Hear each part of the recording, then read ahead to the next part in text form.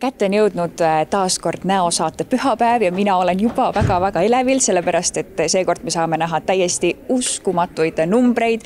Me reisime 90-ndatesse, me näeme pop-tiivasid, muusikalitiivasid ja muideks me näeme ka inimesi laval vihtlemas. Nii et see on kõik väga-väga põnev ja mina olen otse siin samas lava peal, kus see melu hakkab toimuma.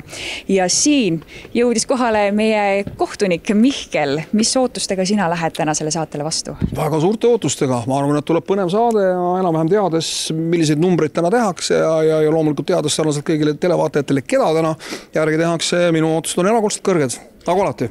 Kuna sina oled olnud ise ka osaleja eelmises hooajas, siis sa tead väga hästi, et mida üks näosaade proovile paneb osalejas. Oskad sa seda kuidagi kirjeldada ka?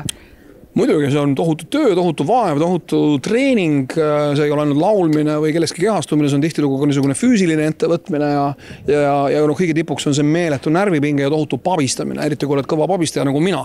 Ja ma väga täpselt tean ja mäletan, mis tunnetega olin mina ja mis tunnetega on tõenäoliselt ka selle hooaja osalejad oma numbreid ootamas ja see tunne on ühest küljest ebameeldiv, sellepärast et pabin ja süda klopib ja kui sa lõpuks lavale lähed ja kui asi veel õnnestub ka ja kohtunikud ka nagu enam-vähem ellu jätavad, siis on see kõik seda vaeva ja higi väärt. Kes on sinu jaoks olnud võib-olla kõige suurem üllataja sellel hooajal?